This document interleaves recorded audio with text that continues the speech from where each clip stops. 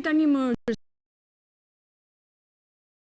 arsimit të flasin me ministre Lindita Nikolla, e cila doli t'i takonte para ministrisë. Studentët ende nuk janë organizuar për të zgjedhur një përfaqësi dhe për të biseduar me qeverinë. Ata sot kërkuan edhe veting për pedagogët dhe verifikim të doktoraturave të tyre për plagjatur. Pranë studentëve shkuan sot edhe banorët e Astirit, por ata u refuzuan t'i bashkohen protestës, ndërsa studentët kërkojnë që protestës së tyre të mos i afrohet asnjë parti politike. Pas tentativës për të dialoguar me protestuesit, Ministri i Arsimit dha një mesazh për studentët nga Facebook ku pyeste se kur ishin gati që të bisedonin. Por le të ndjekim bashkë Alma Demiraj.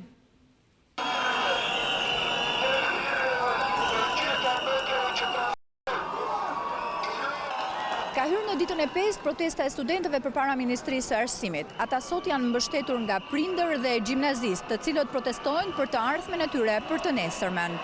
Studentët insistojnë në kërkesat e tyre dhe deri në realizimin e të gjithë kërkesave ata nuk tërhiqen.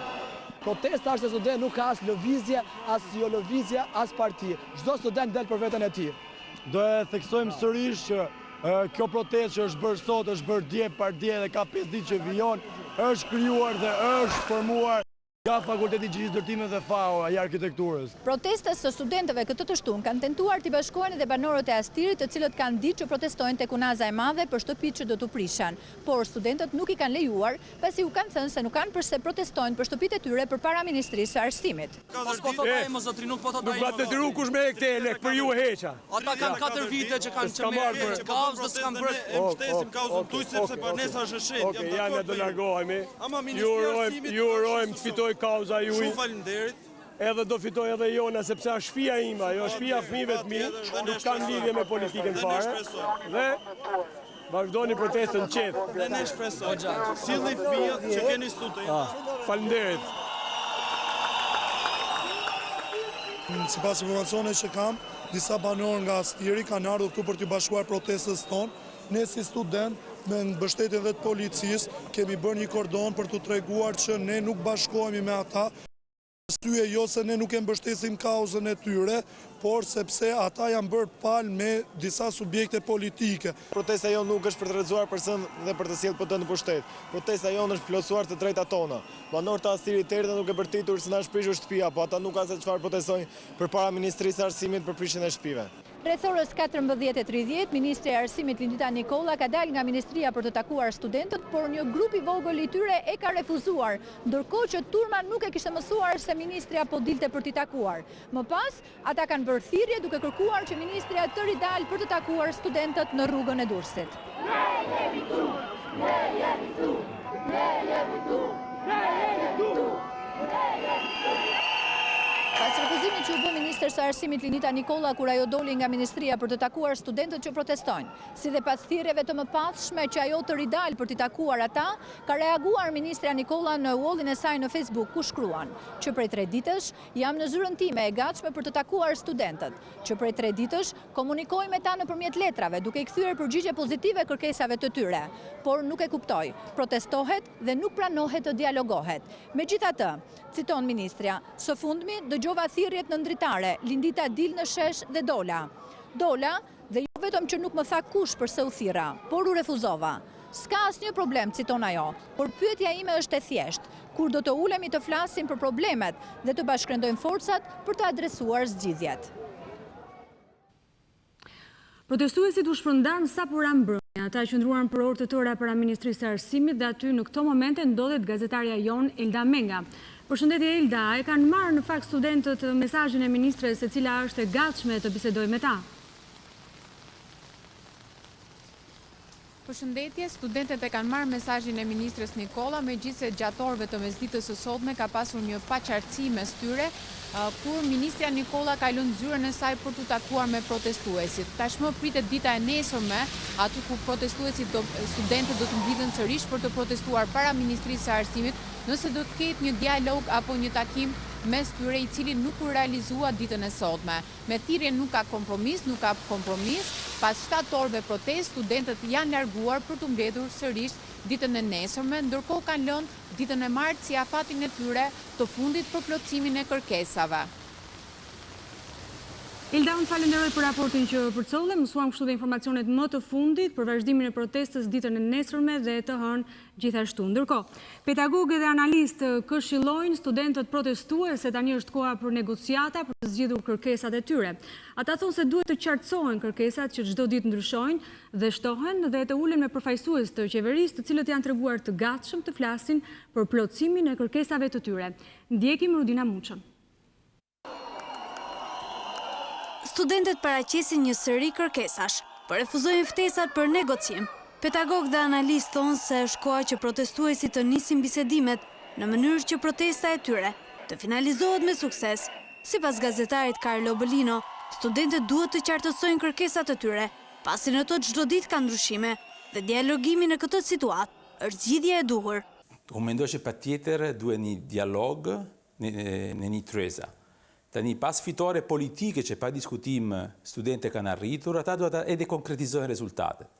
Tani nuk ka qeverinë e botë që mund të pranon kushtet të pa negociueshme, pa arritur një marrëveshje që garanton që pas kushte pastaj ka edhe kthimi të protesta, mbarimi i protestas. Sot për sot, e para unë mendoj që edhe në interesi studenteve ta fillon një dialogu direkt. E para pse ka kërkesa kontradiktore. Për shembull, disa kërkon arsimimi falas, disa të tjera kërkon përgjysmimi i tarifave. Atëherë, cila nga këto dy kërkesa do e pranon qeveri? Të njëjtin mendim ndan edhe pedagogu Olti Rumbullaku. Grupet e ndryshme studentore duhet konsolidojnë kërkesat e tyre, të cilat duhet të jenë pak më të qarta. Për shembull, mund të thoja për tarifat që duket si kërkesa më e konsoliduar. Në momentin që konsolidojnë disa kërkesa të rëndësishme, ato patjetër pastaj ja lën topin qeverisë dhe mund të ketë pastaj besoj edhe negociata. Kjo është e rëndësishme që kërkesat të jenë vërtet afër realitetit, afër interesave ekonomike të familjeve të varfra në Shqipëri dhe që të ndihmojnë studentët arshëm për një arsim më të mirë. Pedagogja Lula thotë se zëri i studentëve duhet dëgjuar. Protestat e studentëve, siç ato kanë kërkuar dhe siç dihet sot, janë protestat të pavahura. Studentët kanë marrë në dorë të ardhmen e tyre, fatin e tyre të sotëm që do të ndikojë edhe për nesër. Është për tu mbështetur kauza e studentëve sepse janë ato që të parët, siç ka ndodhur dhe herë të tjera, dhe sot është dhjetori i dytë, janë ato që bëhen të përgjegjshëm për të marrë në dorë fatet jo vetëm të tyre, por fatet të mbar shoqërisë, mendoj. Sot Partia Demokratike ka përkujtuar ditën e rinis 8 dhjetorin kur nisën protestat studentore që quan në rrëzimin e regjimit komunist dhe vendosjen e sistemit shumëpartiak. Basha dhe Berisha folën në mbështetje të protestave kundër qeverisë, ndërsa e bia Azem Hajdari deklaroi se Partia Demokratike duhet të ishte me studentët para Ministrisë së Arsimit. Ndjekim sërish Elda Mengon. Ky 8 dhjetori erdhi ndryshe për demokratët.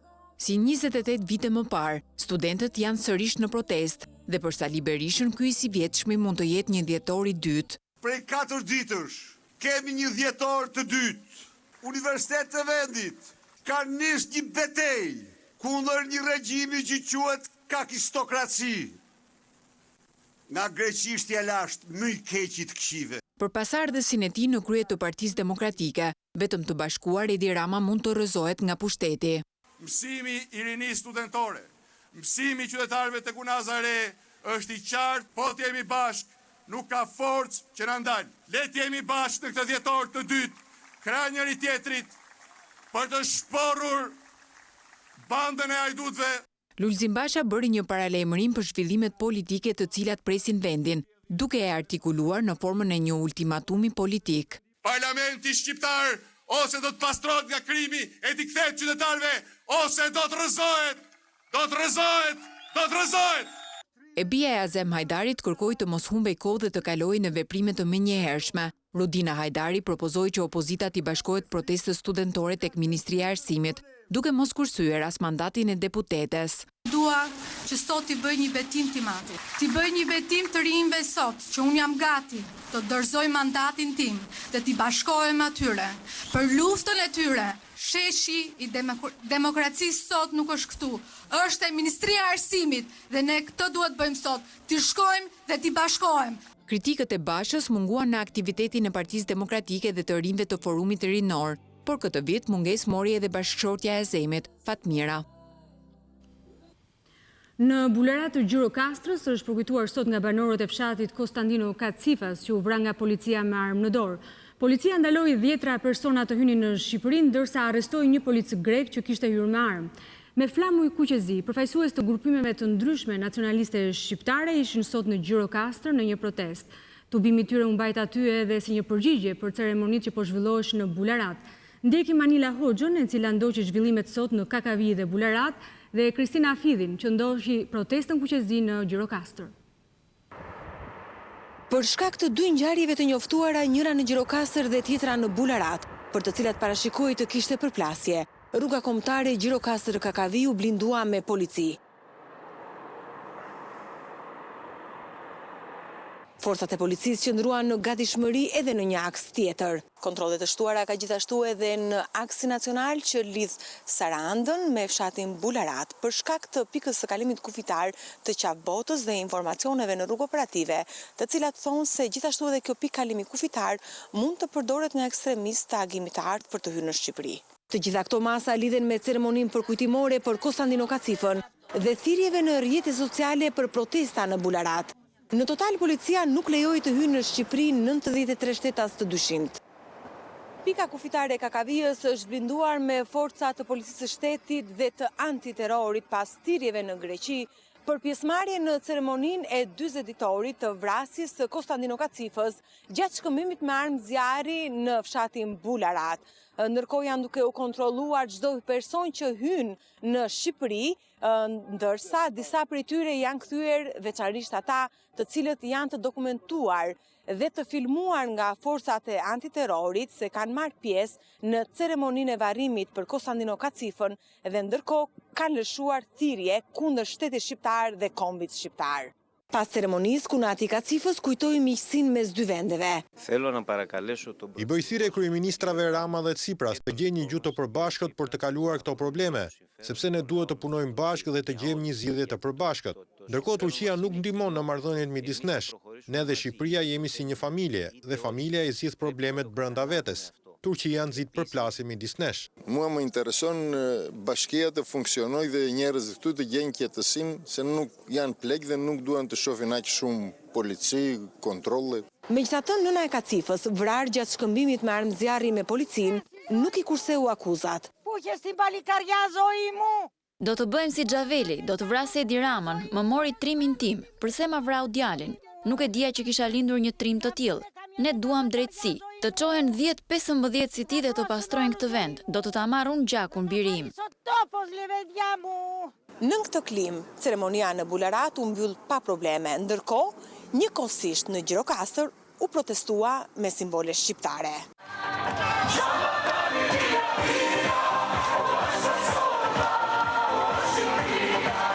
Rreth 200 qytetarë shqiptar kanë protestuar sot nga ky shesh në Gjirokastër krah konsullatës greke dhe para bustit të Çerçistopullit. Qytetarët kanë mbërritur nga zona të ndryshme të jugut, por edhe nga Kosova dhe Maqedonia. Protesta ka pasur kryefjalë të saj gjetja të drejtave për rreth 180 shqiptarë të vrarë në Greqi. Gjithashtu, protesta është mbajt larg politikës dhe ata që po i drejtojnë këtë protestë kanë fajësuar të dy anët e politikës për standardin e sotëm të drejtave të shqiptarëve. Kjo protestë mbahet krahas përkujtimores që po ndodh sot në Bularat.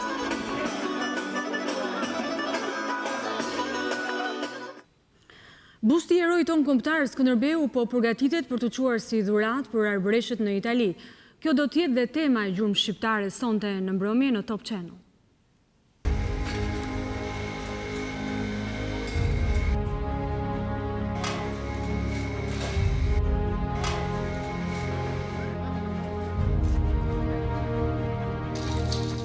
Busti i Skënderbeut peshon 80 kg, materiali është bronz. Periudha kohore për cilën është dashur përfundohet ka qenë gati 5-6 muaj.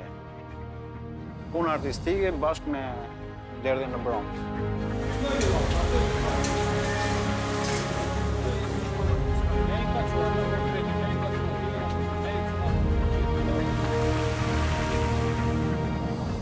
Udhtimi është i gjatë deri në krahun tjetër të Adriatikut.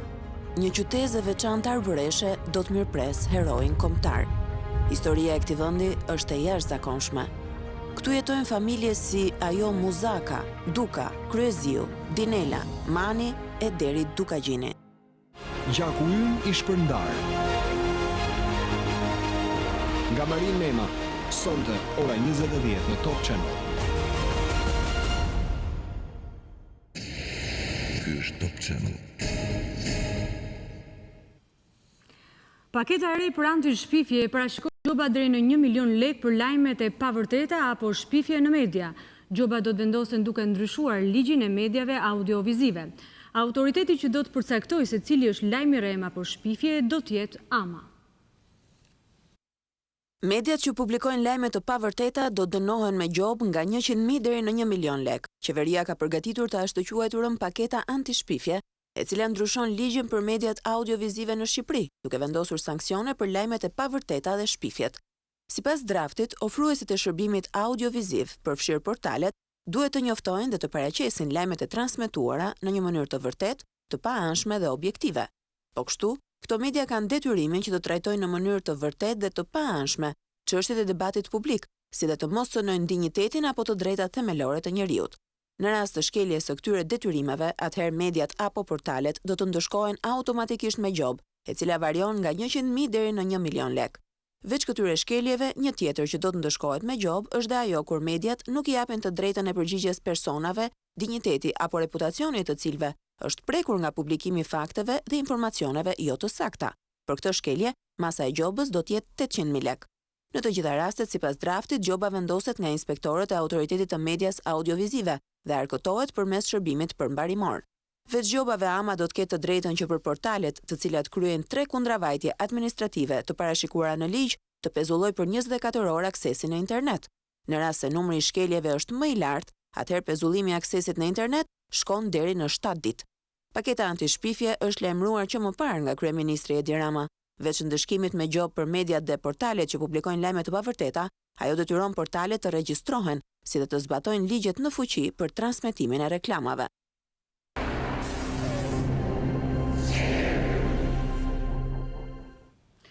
Pasi ARSH pezulloi punën për lotin e parë tek Unazë së Re, Ministri i Infrastrukturës Damian Gjiknuri ka kontaktuar me ambasadën amerikane. Kjo është konfirmuar nga ambasada. Pas takimit, Gjiknuri tha se në fillim të javës që vjen, autoritetet amerikane do të sjellin informacion në lidhje me vërtetësinë e dokumentave që ka paraqitur një kompani amerikane e cila fitoi tenderin në Unazën e Re. Te Unaza e Re sot ishte sërish bashkë me protestuesit kreu i Partisë Demokratike Lulzim Basha. Burime zyrtare pranë ambasadës amerikane i thanë Top Channel se të premten Ministri Infrastrukturës Damian Gjiknuri ka qenë në kontakt me ambasadën e Shteteve të Bashkuara në Tiranë. Kjo ka ndodhur ndërsa ka dalë në sken një fakt sipas të cilit kompania offshore amerikane që ka fituar tenderin për të ndërtuar lotin e parë të Unazës së Re ka falsifikuar dokumentet. Burime i thanë Top Channel se takimi është kërkuar nga ministri për të marrë informacion. Një ditë pas takimit me diplomatët amerikanë në zyrën e tij, Gjiknuri tha se në fillim javën e ardhshme presim përgjigjen e autoriteteve amerikane. Nëse përgjigja do të konfirmojë falsifikimin e dokumenteve nga kompania, atëherë pa diskutim do të reagojmë menjëherë me zgjidhjen e njëanshme të kontratës dhe referimin e rastit pranë organeve të drejtësisë. Autoriteti rrugor shqiptar ndërkohë e ka pezulluar projektin për lotin numër 1. Gjiknuri thot se si ministri është drejtuar autoriteteve amerikane për verifikim zyrtar të shqetësimit të bërë publik në media. Kompania në fjalë nuk ka marrë asnjë qindark nga buxheti i shtetit dhe garancia e saj financiare do të sekuestrohet në rast se dokumentet e paraqitura prej tyre në garë nuk janë autentike.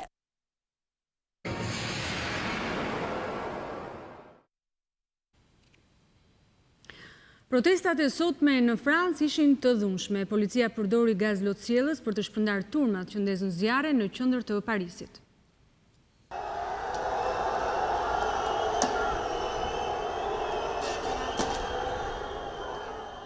Policia në Paris ka gjuajtur me gaz lotësjellës mbi protestuesit në fundjavën e 4 të protestave antiqeveritare, ku dhuna rikthehet sërish.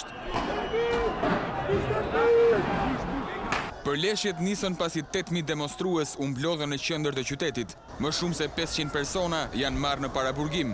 Në Paris deri tani janë plagosur 30 njerëz, duke përfshirë 3 oficer policie. Lëvizja e lekët e verdh e nisi revolton e saj duke kundërshtuar taksën mbi karburantin, por ministrat francez thonë se protesta ka degeneruar në një situatë ultra të dhunshme. Rreth 8.000 policë dhe 12 automjete të blinduara janë vendosur në Paris, ndërsa 90.000 policë janë mobilizuar në të gjithë Francën.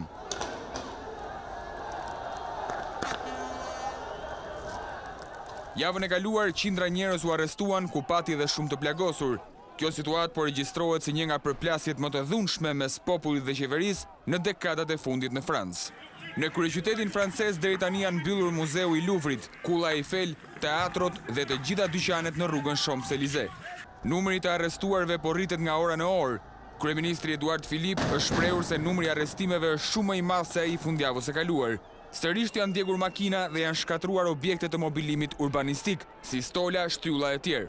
Megjithatë, deri tani policia e ka mbritur të ndërhyjë me efikasitet në zonat më të nxehta të konflikteve, duke vënë rregull.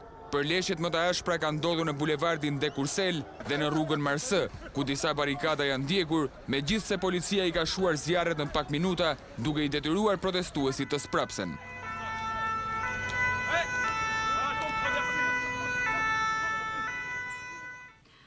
Këngëtarja serbe Svetlana Razanatović, e njohur si Ceca, ka hyrë pas një problem në territorin e Republikës së Kosovës përmes pikës kufitare të Jarinjës, pavarësisht thirrjeve të ministrit të kulturës, Kujtim Gashi, për të mos e lejuar të hyjë. Këngëtarja, e cila ka qenë bashkëshortja e komandantit paraushtarak famkeq serb, që terrorizoi e vrau shqiptarët gjatë luftës së Kosovës, Željko Razanatović, i njohur ndryshe si Arkani, ju drejtua qendrës studentore në veri të Mitrovicës për një koncert që konsiderohet pjesë e protestës kundër taksës 100% të vendosur ndaj produkteve serbe.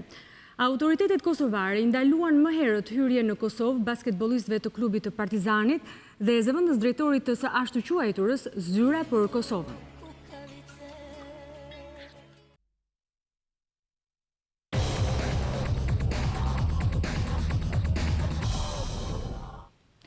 Pas 8 javësh, Tirana e gjeti një fitore sërish me Kastriotin, ekipi i kryeqytetit arriti të shënojë 4 gola. Nuk ka fitues në sfidën mes Teutës dhe Partizanit. Në Nikodovana të Durrësit, këto dy skuadra e mbyllën ndeshjen mes tyre me rezultatin 1-1, duke marrë nga vetëm një pikë secila. Sfida u zhvillua në rreshtit e dendura të shiut, por kjo nuk pengoi skuadrat të zhvillojnë një ndeshje me ritëm. Skuadra durrësake mori avantazhin me Gashin në pjesën e parë, por në 45 minutat e dyta ishte Partizani që shënoi me Hasanin, duke barazuar shifrat 1-1. Në minutat në vazhdim, si Partizani ashtu dhe Teuta patën shanset e tyre për të shënuar, por pa sukses. Kjo edhe për merit e dy portierëve që u përgjigjen në momentet kur u kërkua ndërhyrja e tyre. Në fund, rezultati mbeti 1-1 me Partizanin që qëndron në krye me 35 pikë, 5 më shumë se Skënderbeu e Kuksi, ndërsa Teuta është e 4-ta me 29 pikë. Tirana rikthehet te fitoria pas një sër ndeshjesh me rezultate negative. Bardheblut shkatruan Kastriotin në Selman Stërmasi me rezultatin 4-0, skuadër me të cilën kishin regjistruar edhe fitoren e fundit në këtë sezon të kategorisë superiore. Për më tepër, kjo me skuadrën krutane është edhe fitoria e parë e trajnerit Ardian Mema, që nga momenti që ul në stolën e Tiranës në vend të Zemarias. Kryeqytetasit e dominuan këtë ndeshje me Kastriotin, duke marrë 3 pikë që për momentin e largojnë disi nga zona e ftohtë. Hasani me 11 metrash hapi serinë e golave për Tiranën, ndërkohë që Greca dyfishoi shifrat. Në pjesën e dytë, Bardekaltrit shënuan edhe 2 herë të tjera me Ngo dhe Sentamu për të fiksuar rezultatin 4-0 të kësaj sfide.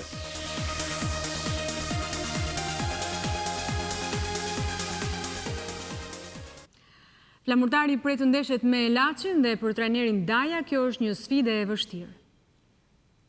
Flamurdari do të luajë ndeshjen e tij të radhës në kategorinë superiore ndaj Elaçit, skuadër që në fazën e parë kishte mundur me rezultatin 1-0. Për trajnerin Ilir Daja, që përballet edhe me mungesa në këtë sfidë, skuadrën e tij e pret një ndeshje e vështirë ndaj kurbinasve duke i vlerësuar në maksimum. Do të luftojmë fort sepse përballë kemi një ekip që paktën po t'i referohemi statistikave me që ju më pyetët për statistikat. Është ekip që vjet ka qenë pjesëmarrës në Kupat e Europës, në raport me ne që nuk kemi qenë. Është një ekip që në fazën e parë kemi humbur në fushën e tyre, Janë 4 pikë përpara nesh, të gjithë jemi koshient që Laçi është një ekip i vështirë. Për trajnerin Daja në këtë ndeshje ka shumë rëndësi që flamurtari të ndjejë edhe mbështetjen e tifozërisë, që ai e konsideron si lojtarin e 12 të skuadrës. Sportdarësit Blonjat, të them drejtën, na kanë mbështetur edhe në ato momentet vështira ku neve nuk i kemi përcjell atë që ato kanë pritur dhe besoj që edhe nesër duhet na mbështesin. Sfida flamurtari Laçi dhe ajo mes Kamzës dhe luftëtarit do të jenë përballjet që do të plotësojnë kuadrin e javës së 16 të kategorisë superiore.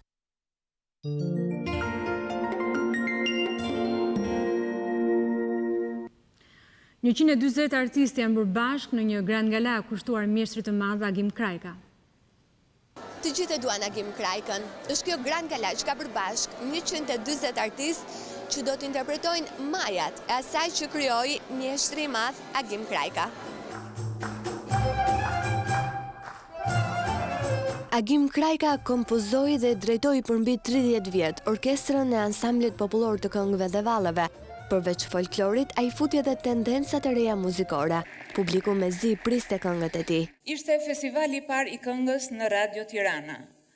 Dhe Gimi ishte vetëm 25 vjeç dhe krijoi këngën e parë për këngëtaren më të shquar, më të mirë që kishte koha, Vaçezela. Krijoi pikërisht këngën Lemza. Po kënga Djaloshi dhe Shiu ka shumë ritme të këngës popullore të Valles së Tiranës, apo jo? Ja Shiu pik, pik, pik, pik, tiri, tata, tiri, tiri, pa valle ishte. Shiu pik, pik, pik, pik, pjena nuk përketa ka bushi. Kërtha mika që një herë e pran zjarit me tyrinja. Për herë të parë në këtë mbrëmje të veçantë për teatrin, në sken u ngjit djali i vogël i Agim Krajkës, Fatrim Krajka, me një dedikim për të. Një aranjim për orkestër Harqes të kuartetit tim të parë që unë ja kam dedikuar babait.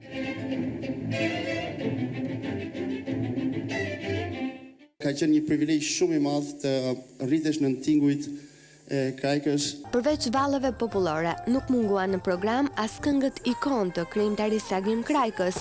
Ai ka një histori për kërkesën për arrest ndaj tij për shkak të këngës Kafe Flora Burra Plot. Arresti kështu. Dhe kishte për Kafe Florën. Po thashë që pogonishje më. Çfarë më thaj? Po pogonishje më Ndërsa për vallën e Rexhës në skenë si soliste u ngjit Liliana Cingu. Në fund të kësaj grand galaje, Agim Krajka u ndërua nga presidenti i Republikës me dekoratën Nderi i Kombit. Po thuaj se kam pa 5 kontinente. Dhe popull më talentuar, popull me fantazi krijuese, e popull të sa shqiptarët s'kan përgjetur kur. Ndërsa kjo mbrëmje e madhe u mbyll ashtu siç e dëshironte Agim Krajka me këngët e rinisë. E ju o këngë zjarë të rinisë. Kemi ardhur këtu në fund të këtij edicioni informativ. Unë ju falenderoj për vëmendjen bashkë